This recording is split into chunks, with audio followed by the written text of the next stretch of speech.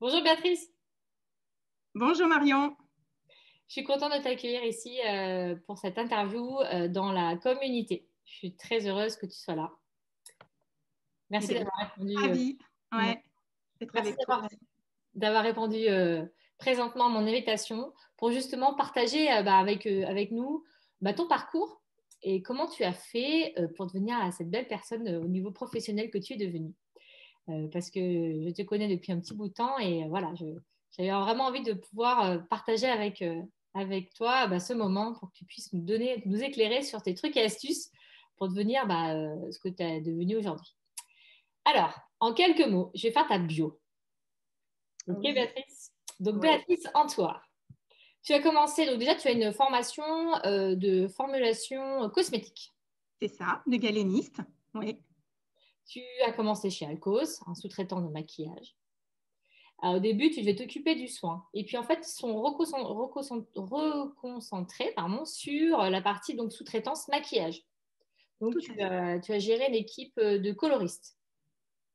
Donc, coloriste, c'est quoi, Béatrice?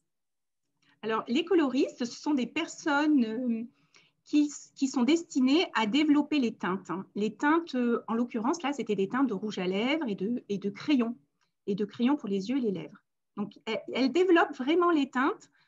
C'est un travail visuel, vraiment de perception visuelle. Elles n'étaient pas aidées par du matériel, de la technologie. Donc, voilà, c'était du travail de mise à la teinte. Ouais, c'est extrêmement difficile, franchement. C'est un travail, on va dire, qui se développe, l'expertise se développe au cours du temps et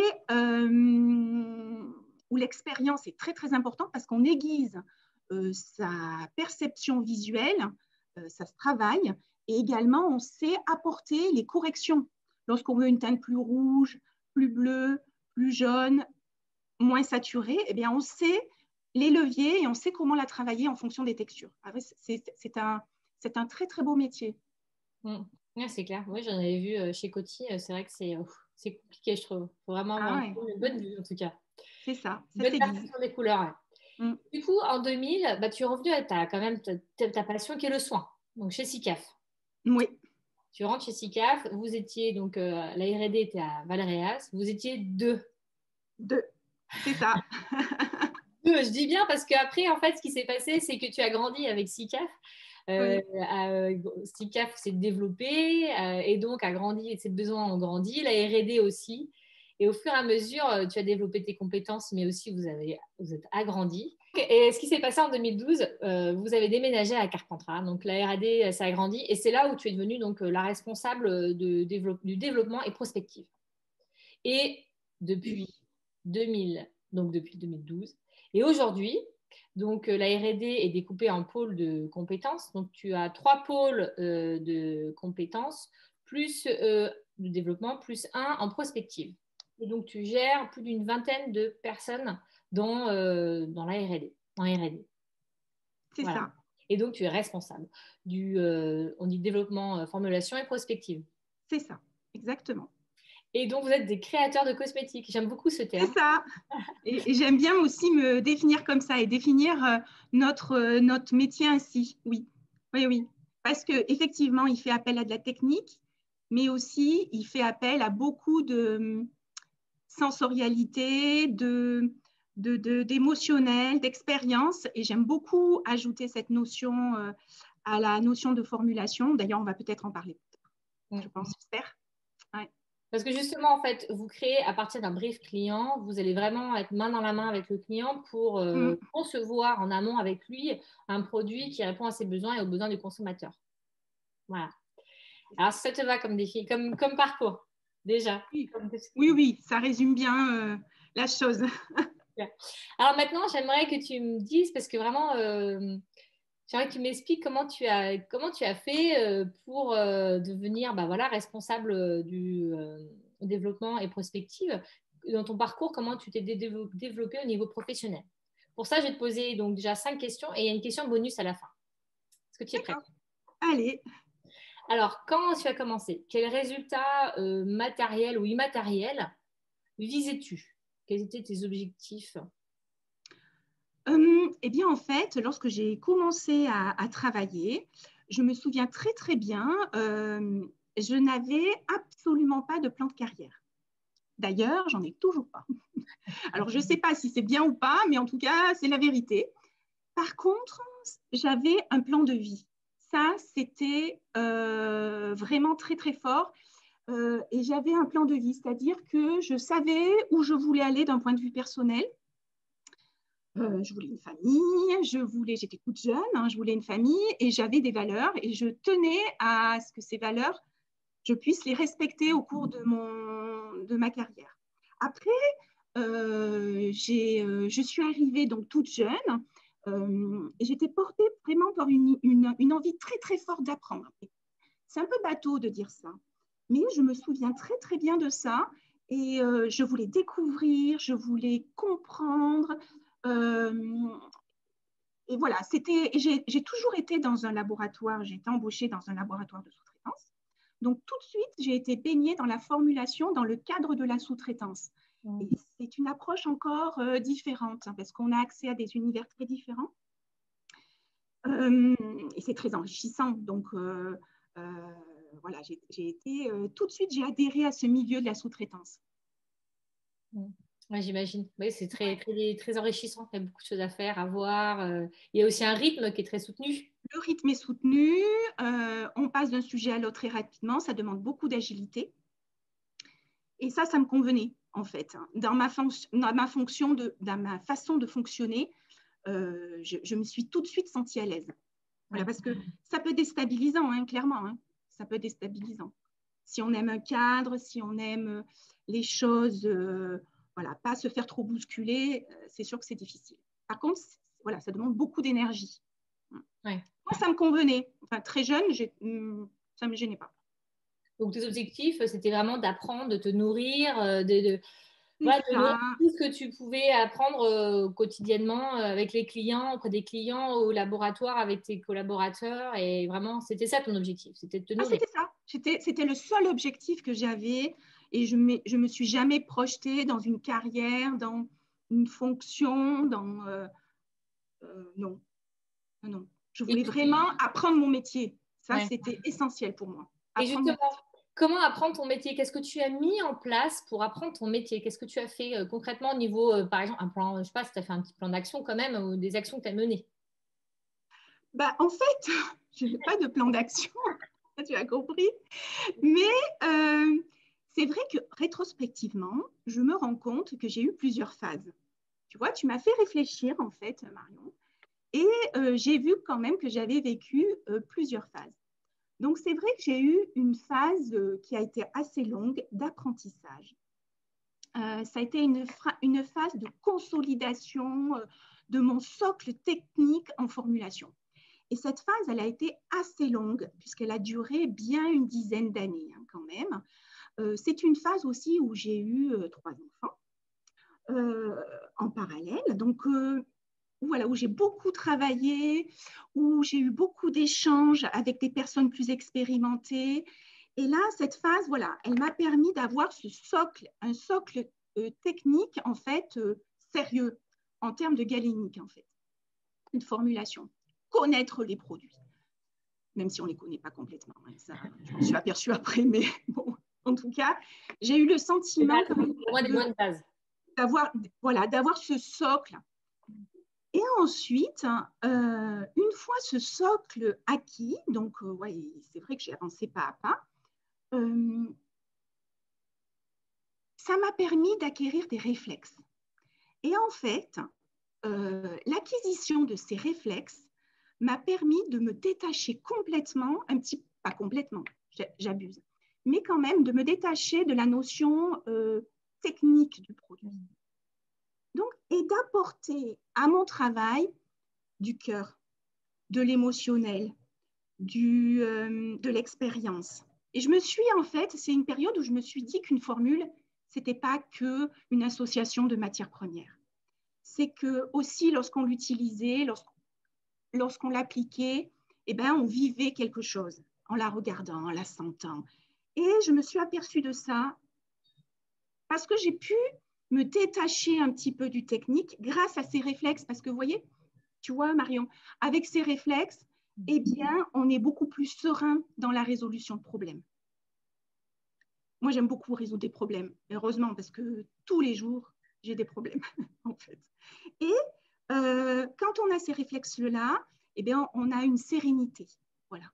On sait comment faire, on avance, on n'est plus... oui, c'est ça. On gagne en sérénité, clairement.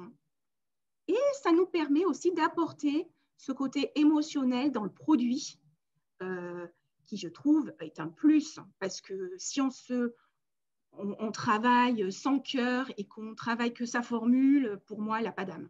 Voilà, et c'est super important. Et on le sent quand on la touche. Et puis aussi, on fait pour le consommateur. Donc, il faut quand même faut se mettre à la place du consommateur. On est nous-mêmes les premiers consommateurs de nos produits. Hein, quand on développe. Les évaluateurs. Voilà, on va se faire un avis. Et après, ça a été, on va dire, c'est la deuxième étape. Et puis ensuite, on apprend à se connaître. Moi, j'ai beaucoup appris à me connaître personnellement et professionnellement également. Et en fait, je me suis aperçue que ce que j'aimais dans mon métier, c'était le défi, en fait. C'était la mise en danger. Et que j'avais besoin absolument de ça pour vibrer professionnellement. Et j'ai découvert qu'en fait, je pouvais être créative. Je l'ai découvert tard, en fait. Je ne l'ai pas découvert tout de suite. Parce que moi, dans ma tête, j'avais une formation scientifique et c'est vrai qu'on n'associe pas les scientifiques aux créatifs. C'est une erreur. Parce qu'il faut avoir l'instinct aussi, des fois, pour associer certaines matières premières. Même si tu penses que chimiquement, elles vont aller, il faut quand même un peu de... Mais surtout, il faut avoir toucher. Travailler l'imagination, savoir où on veut aller, imaginer son produit. Et en fait, voilà, cette période-là m'a fait comprendre que je pouvais l'être.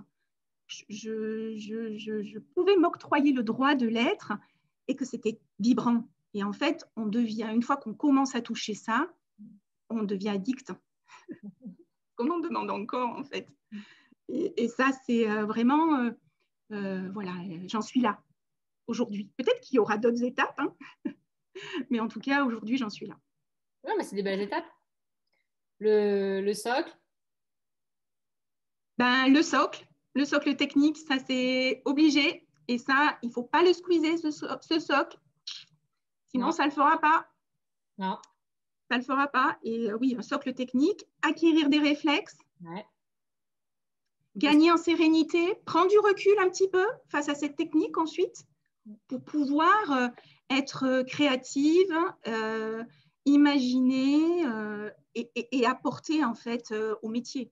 Donc, du coup, c'est un métier global et c'est ça qui est intéressant parce qu'à la fois, on a une approche technique, mais aussi, on a cette approche émotionnelle qui est... moi, j'adore. Hein. Je suis très à l'aise maintenant. Toujours, au début, j'avais le sentiment d'être un peu un imposteur, en fait. C'est rigolo, ça. Hein, ben oui, d'être un peu imposteur parce que quand on est créatif, moi, je ne m'en rendais pas compte, en fait, parce que j'allais piocher des idées un petit peu à droite, à gauche. Et puis, c'est moi qui faisais ma petite association et arrivais à produire quelque chose de complètement nouveau. Et je me disais, au final, j'ai rien créé, quoi, parce que je suis allée chercher un peu de partout. Je me sentais un peu imposteur dans mon fonctionnement. Mais après, j'ai compris que c'était le processus normal de tout créatif, en fait. Et oui, la créativité, c'est pas forcément de partir de la feuille blanche. Hein. Non, voilà, c'est ça. C'est savoir composer avec ce que tu as. C'est ça. De ce qu'on voit, de ce qu'on comprend, et arriver à faire les bonnes associations. Oui, carrément. Et justement, dans quel état d'esprit étais-tu quand tu faisais tout ça, tu vois Alors, moi, j'étais très patiente.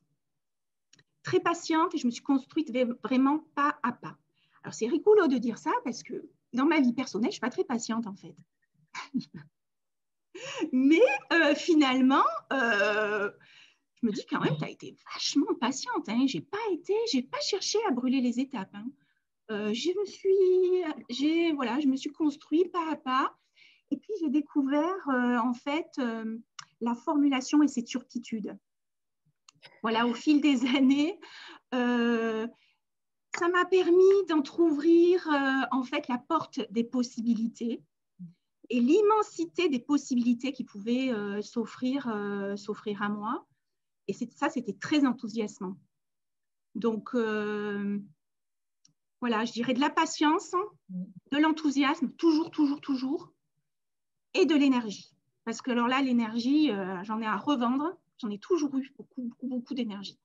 Donc, oui, ça, c'est comme ça. Ouais, l'énergie pour persévérer. L'entourage, mais en tout cas, oui, oui, c'est ça. Ah, mais c'est génial. Et non, mais il faut avoir l'énergie pour la persévérance, hein, sinon c'est compliqué. Ouais, et puis, oui, là, toujours découvrir, tu dis, waouh, quand tu découvres quelque chose, tu dis, waouh, c'est génial. voilà, et de l'enthousiasme, de l'émerveillement, en fait. Hein. Et j'en ai encore, hein, au bout de plus de 25 ans. Après 25 ans, j'arrive encore à être enthousiasmée par des créations voilà, qu'on peut être amené à faire, de superbes visuels, des super textures. J'aime encore ça. Hein. Ouais, ouais. Ah, c'est génial. C'est ça la passion. C'est ça la passion. Justement, quand tu as démarré, quelles étaient tes certitudes au fond de toi? De quoi tu étais vraiment sûre? Alors, quand je suis arrivée avec des bases techniques.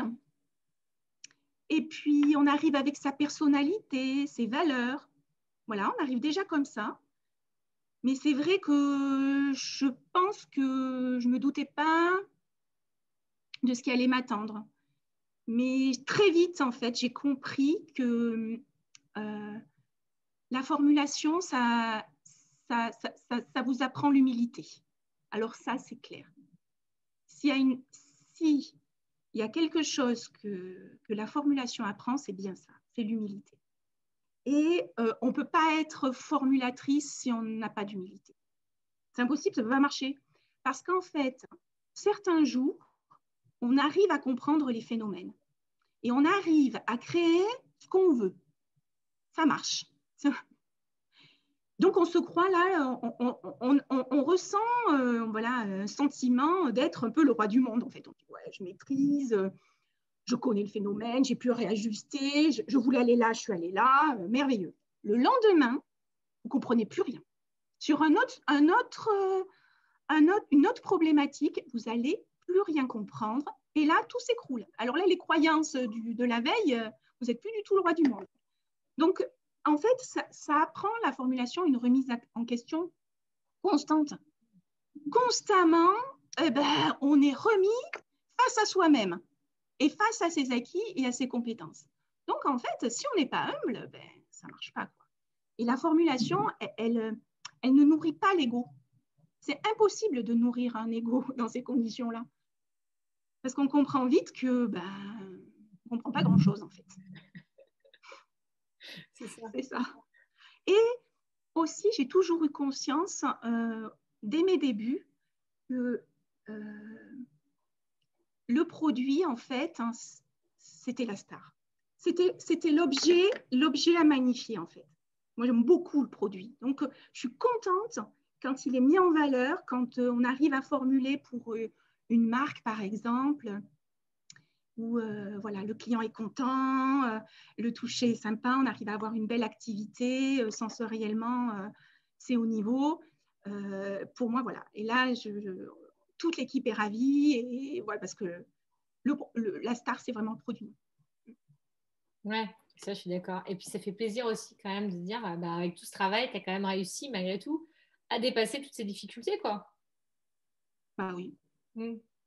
Ah, quand on aime ce qu'on fait, quand on a la passion, et quand on est patient aussi, qu'on reste enthousiaste, eh bien oui, ça le fait. Et avec toutes ces expériences, qu'est-ce que tu as appris ou qu'est-ce qui a changé au niveau de tes croyances, de tes certitudes? Ouais. Moi, j'ai compris qu'en fait, j'avais un besoin viscéral de création. Viscéral. Et j'ai développé au cours du temps un côté intuitif et instinctif.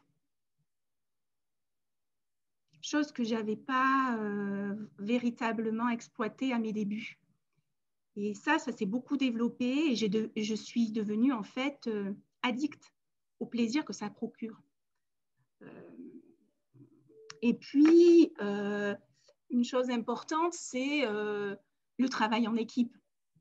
Alors ça, pour le coup, moi j'aime beaucoup le travail en équipe. J'aime donner l'élan à mon équipe, j'aime la motiver, j'aime l'embarquer, j'aime l'amener avec moi, des fois dans des trucs un peu fous, quoi, mais bon, pour l'instant, ça suit. Et ça, j'aime beaucoup. On fait jamais rien tout seul, hein, ça c'est clair. Tout seul, je ne vois pas comment j'aurais pu avancer. J'ai avancé parce que j'ai pu aussi m'appuyer sur des personnes qui avaient des compétences supérieures aux miennes, où j'ai appris d'eux. Et on apprend tout le temps. Je continue, hein. Enfin, c'est illimité. Je continue à apprendre. Et j'aime aussi transmettre à mon équipe quand je peux. Et aussi, j'ai l'habitude de dire que j'essaie autant que possible d'être au service de mon équipe. Alors ça, c'est très important pour moi. J'essaie de faire en sorte de créer les conditions pour qu'elles puissent s'exprimer au mieux dans leur travail. Par contre, je suis super exigeante. Ça, c'est sûr. J'en ai conscience, hein, mais je le suis avec moi-même. Hein, donc, peut-être que ça m'excuse un peu. Non, mais si tu te donnes, t'as envie aussi si tu te donnes de ton temps et que tu aussi, tu es là pour eux, c'est normal que faut mettre aussi des objectifs, quoi. Justement, pour finir, c'était cette question-là, quel type de leader es-tu? Je pense que je suis un leader dynamique, énergique, bienveillant quand même. Bienveillant avec l'équipe. Par contre, voilà, j'attends des résultats. Je pense que je suis quand même exigeante. Oui. Mais j'arrive à m'adapter au contexte. Quand le contexte est difficile, je peux lever le pied et je peux comprendre. Par contre, quand j'estime que les conditions sont réunies, je vais demander des résultats. Oui, ça c'est sûr. Ouais, super. Ouais, merci Béatrice pour ce partage. C'est génial. Merci à toi Marion. C'est super. Merci beaucoup. Merci pour ton travail, pour voilà, cette expérience-là que tu nous fais vivre. Je trouve ça super sympa. Vraiment. C'est gentil, ça me touche. Un plaisir. Ouais. Ouais, je me dis que c'est super intéressant, en tout cas, de voir, on se connaît tous plus ou moins, mais de voir comment on fait concrètement quoi, pour avancer, parce que c'est pas évident tous les jours et la vie est longue et on voit bien que des fois, il y a des choses qui se passent devant nous et il faut les contourner. Donc, comment on fait quoi? Comment on fait? Peut Non, et puis c'est l'état d'esprit, c'est tout ça. Donc, vraiment, c'est ce partage que j'ai envie de faire parce que je trouve que c'est génial et puis de recréer le lien entre nous, quoi. Parce que malgré tout, il faut garder ce lien entre nous et voilà, que la vie continue et on est plus fort que tout, quoi. Et le lien, et comme tu dis, je pense que travailler ensemble, c'est une vraie richesse. Ah oui, ça, on fait. Moi, alors oui, tout seul, on n'est pas grand-chose. Ça, c'est clair. Par contre, quand on commence effectivement à travailler avec des personnes avec qui on fonctionne bien, c'est vrai qu'il y a une alchimie et voilà, les résultats sont intéressants généralement. Super. Merci Béatrice en tout cas. À bientôt. À bientôt Marion. Salut. Ciao.